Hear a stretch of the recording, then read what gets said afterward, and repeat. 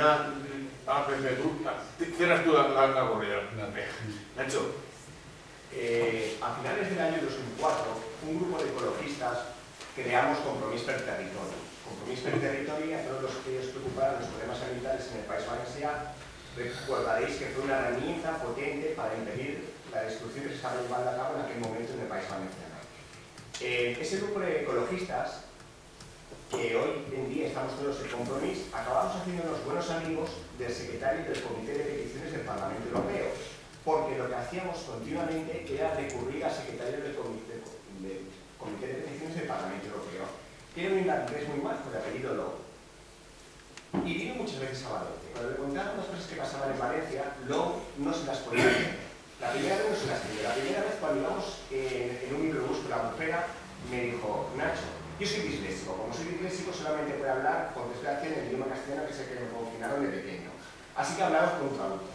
Y me decía: Nacho, ¿de verdad lo que me están contando estas personas es cierto? ¿De verdad las cosas en el País Valenciano son así? Y yo decía: sí. Y lo verás cada vez más en tus siguientes viajes.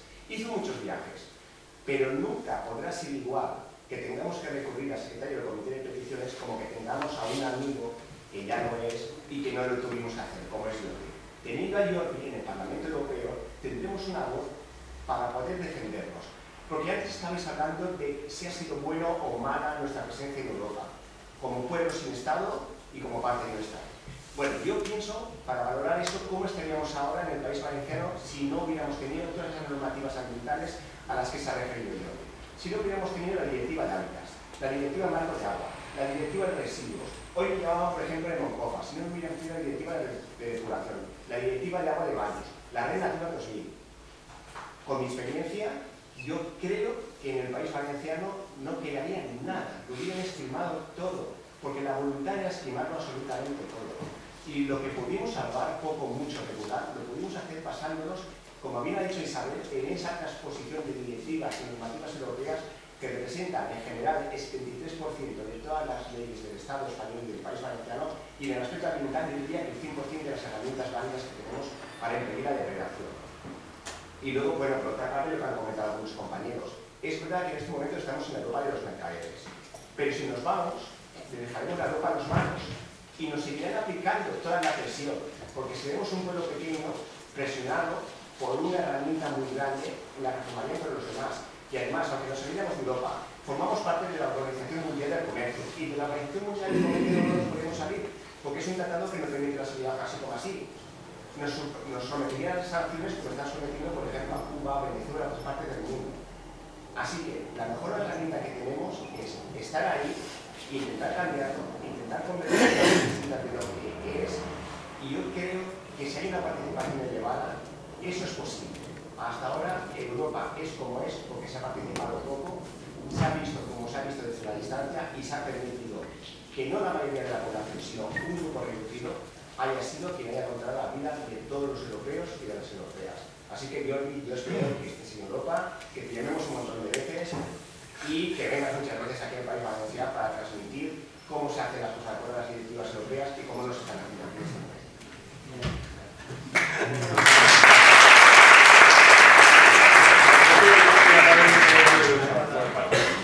Sí, bueno, en primer lugar, enhorabuena por la claridad de ideas y me parece que identificáis muy bien el enemigo. Y haré un par de comentarios sobre eso. Yo me quedo con una copla que me ha gustado mucho. Vamos a ir a conquistar el castillo.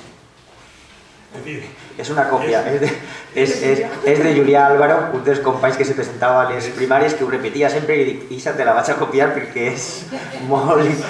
El copyright se respecta. Marca perfectamente, a mi parecer también, la línea que hay que seguir. Es decir, yo entiendo que hoy en día estamos en una situación de guerra total. Hace ya años, como muy tarde cuando empezó la estafa, no crisis, sino la estafa que empezó hace unos 6 o 7 años. Entonces, el castillo hoy en día está dominado por ese 1%, el poder económico, que saquea al 99% restante. Yo sugeriría alguna cosilla, por si todavía no lo he visto en el programa, lo que voy a decir, ¿no?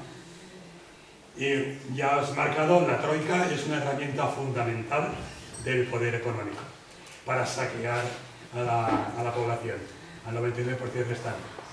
La troika está compuesta por 3 instituciones. La Comisión Europea, que en teoría depende del Parlamento Europeo, ya las modalidades de cómo, sí, no, bueno, el Banco Central Europeo, que tenéis muy claro que hay que democratizarlo y ponerlo bajo el control del Parlamento Europeo, pero queda el tercero, el más peligroso a mi parecer, el FMI, el Fondo Monetario Internacional. Esa para mí es una de las herramientas claves de ese 1% que nos estruja para someter a la población. Lo han demostrado en Grecia, lo han demostrado en Portugal, y aquí sutilmente no se nos ha intervenido y tal, pero los hombres de negro están aquí frecuentemente.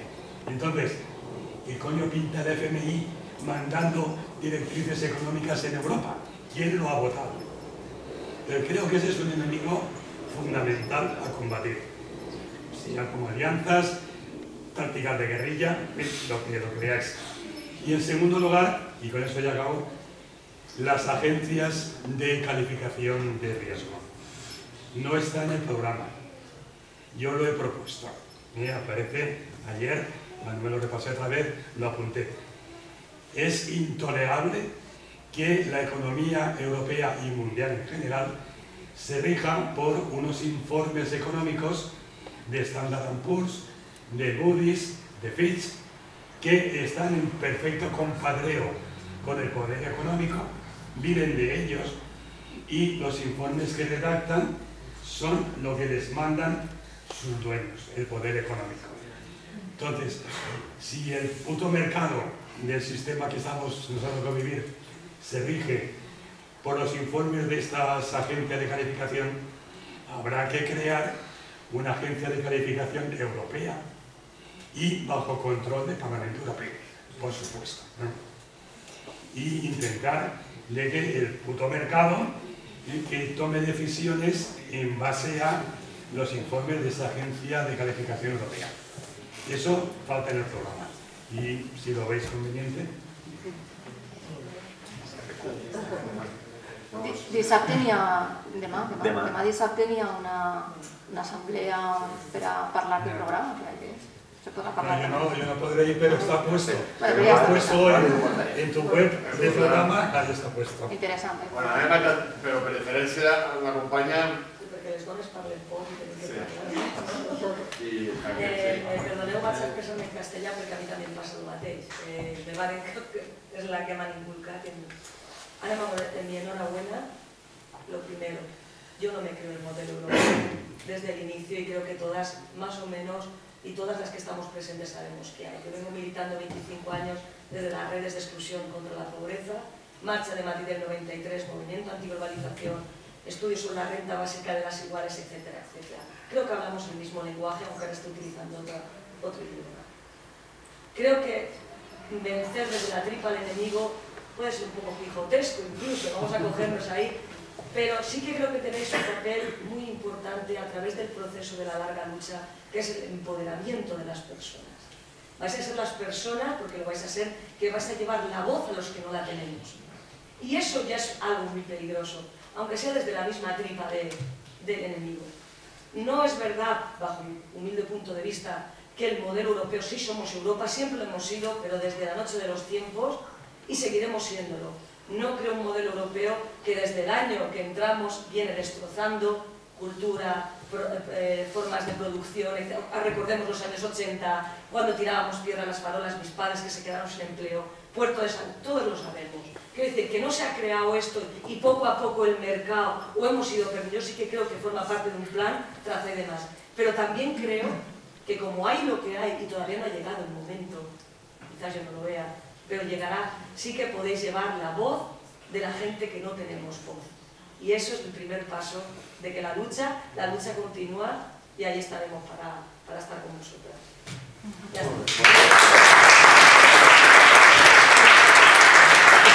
I sobretot la veu de les dones, que no s'oblida que som la minoria i que som les que estem més matxacades per aquesta crisi econòmica. Yo confío en vosotros. Jo li deixo l'anfitrió que tanque, però abans faig un apunt publicitari. El 10 de maig, no se pergueu el gran combat en directe en la Sexta entre la nueva promesa de la política europea, Alejo Vidal Quadras, el nuevo mesías visionario de la izquierda, Pablo Iglesias, y un alcalde de poble que soc jo. ¿Val? El 10 de maig...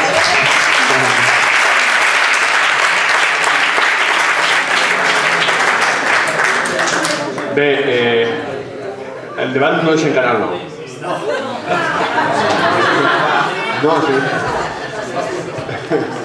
Llàstima. Bé, ja acabar, mira, a més, puntuals van anar fins a les 10 perquè les sabien mal pel treballador que tindria obert a la biblioteca, que a més ha vingut a posta. I agrair-vos moltíssim, torno a repetir perquè era un dia difícil, perquè la gent ja s'ha anat per ahir de ponts i és molt problemàtic.